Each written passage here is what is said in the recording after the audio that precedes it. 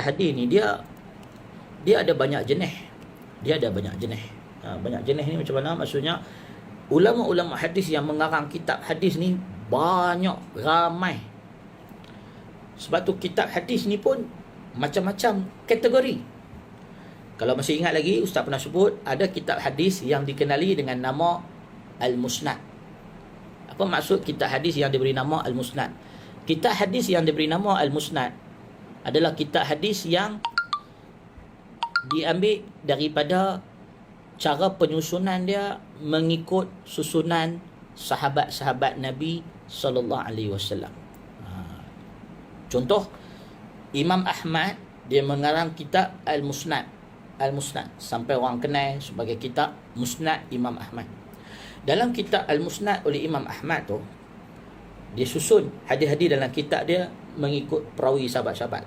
Bab 1 tu, nombor 1 tu hadis Musnad Abu Bakar. Bab 1 tu Musnad Abu Bakar. Bab 2 Musnad Umar. Bab 3 Musnad Uthman. Mana bila kita buka bab 1 tu Musnad Abu Bakar, hadis-hadis yang diriwayat dari Abu Bakar. Hadis 1 hadis dari Abu Bakar, hadis 2 hadis Abu Bakar, hadis 3 hadis Abu Bakar, sampai habis hadis-hadis dari Abu Bakar. Kemudian pergi hadis nombor bab yang kedua pula, kitab nombor 2 pula, buku yang bahagian yang kedua pula, hadis-hadis dari Umar pula, hadis-hadis dari Uthman pula, hadis-hadis dari Ali pula. Itu cara dia susun kitab dia. Dia tidak susun mengikut bab-bab fiqh. Kan biasa kita buka kitab hadis mula-mula sekali bab taharah, bab suci, hadis-hadis pasal suci. Buka lagi hadis-hadis pasal sembahyang, hadis-hadis pasal puasa. Itu kitab sunan. Cara kitab sunan ni hadis-hadis yang disusun mengikut bab-bab fiqh. Tapi kitab hadis yang dinamakan Al-Musnad ni dia disusun berdasarkan nama-nama sahabat Nabi sallallahu alaihi wasallam. Yang masyhur Musnad Imam Ahmad, Musnad At-Tayalisi, Musnad Abi Ya'la, dan lain-lain lah. Mana nak ingat semua. Tapi kiranya banyaklah kitab Musnad ni. Manakala yang seterusnya kitab-kitab hadis yang disusun mengikut bentuk-bentuk macam Musnad juga. Dia macam Musnad juga. Sama ada disusun mengikut Musnad sahabat-sahabat ataupun disusun mengikut nama-nama guru, negeri-negeri, hadis daripada Khurasan, hadis daripada Hijaz, hadis daripada Syam. Musnad dia berdasarkan hadis-hadis berdasarkan Musnad guru sahabat Abu Bakar, hadis daripada Abu Hurairah, hadis daripada Khurasan, hadis daripada Syam. Ini kita panggil kitab hadis yang dikenali sebagai Al-Ma'ajim. Kitab hadis sebagai Al-Ma'ajim atau kitab hadis yang dikenali sebagai Mu'jam. Yang masyhur adalah kitab hadis yang dikarang oleh Imam At-Tabarani. Imam At-Tabarani, ingat balik dulu Ustaz pernah sebut, Imam At-Tabarani meninggal pada tahun 360 Hijrah. Yang dikenali sebagai Imam At-Tabarani ini dia mengarang kitab Mu'jam Al-Kabir. Mu'jam Al-Kabir yang mengandungi lebih kurang 60,000 hadis. 60,000 hadis. Disusun dalam tu mengikut nama-nama sahabat. Nama-nama sahabat. Jadi dipanggil Mu'jam ni. Mu'jam ni apa orang panggil biasa kamus lah kan. Kamus. Dia macam kamus sebab banyak sangat nama-nama sahabat dia susun. Macam sebab banyak sangat hadis dia orang panggil Mu'jam. Mu'jam. Jadi itulah contoh kitab-kitab hadis. Ada yang disusun berdasarkan sanad nama-nama sahabat, ada sampai kita panggil Musnad, ada yang kita panggil Mu'jam, ada yang kita panggil Atraf. Kitab hadis yang dipanggil dengan nama Atraf. Atraf ni maknanya Atraf. Atraf ni daripada kalimah Atraf, Torfun, daripada kalimah Torfun. Torfun ni maknanya dia apa? Torfun ni makna dia potong. Dia potongan, dia macam mana sebut, dia apa, dia cut, maksudnya hadis yang terpotong-potong. Jadi contoh hadis tu dia susun berdasarkan potongan-potongan. Dia ambil sama ada hak depan ataupun hak pangkai ataupun hak hujung atau bahagian awal hadis. Dia susun hadis tu berdasarkan hadis-hadis ni dia ambil awal-awal matan saja ke ataupun hadis ni dia ambil bahagian-bahagian tertentu dalam hadis, dia tak ambil semua. Jadi ini kita panggil kitab Al-Atraf. Apa tujuan dia? Ada sebab ulama karang kitab Al-Atraf ni, sebab dia nak semak senang ataupun depa ada tujuan dia karang kitab tu. Jadi sebab tu Ada kitab hadis yang dikenali dengan nama Al-Atraf. Ada kitab hadis yang kita panggil Al-Jami'. Macam tadi Ustaz sebut Jami' As-Sahih, Sahih Al-Bukhari. Kitab hadis yang dikenali dengan nama Jami' As-Sahih Al-Musnad, kan, Jami' As-Sahih. Jadi ada kitab hadis yang dikenali dengan nama Al-Jami'. Jami' As-Sahih.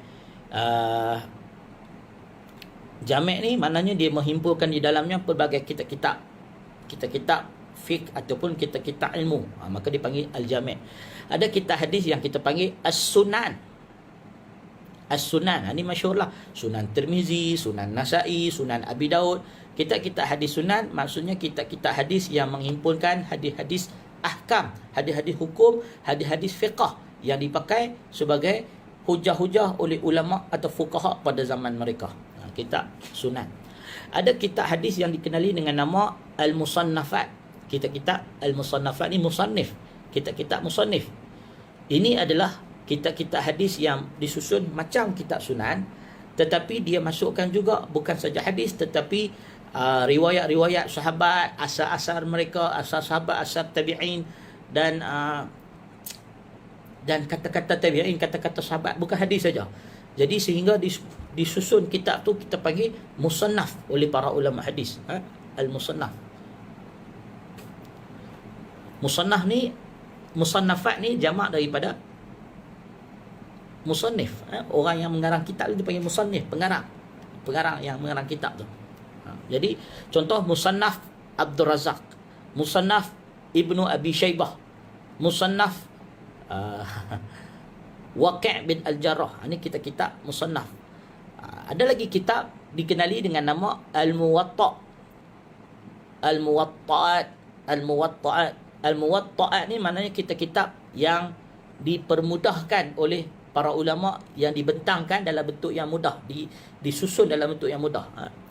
Yang di dalamnya mengandungi hadis-hadis yang ringkas, pendek sanad dia, dan hadis-hadisnya membahaskan tentang hadis-hadis fiqh dan sebagainya. Kitab Al-Muwatta' ni yang masyhur adalah Muwatta' Imam Malik bin Anas yang meninggal pada tahun 179 Hijrah.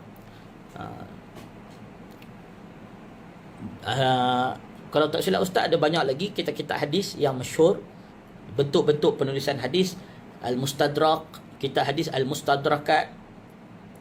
Mustadrakat ni maknanya kitab-kitab hadis yang dikarang berdasarkan syarat-syarat ulama hadis tertentu. Contoh yang masyhur kitab hadis Al-Mustadrak Imam Al-Hakim, Mustadrak ala Sahihain, hadis-hadis yang ditinggalkan oleh As-Sahihain. Hadis-hadis yang ditinggalkan oleh Imam Bukhari dan Muslim, hadis-hadis sahih yang tak dimasukkan dalam Bukhari, tak dimasukkan dalam Muslim, ditinggalkan oleh mereka. Imam Al-Hakim An-Naisaburi dia kumpulkan hadis tu, dia masukkan dalam kitab Al-Mustadrak. Mustadrak ni maknanya yang ditokok tambahlah hadis tu. Jadi itu contoh kitab Mustadrak.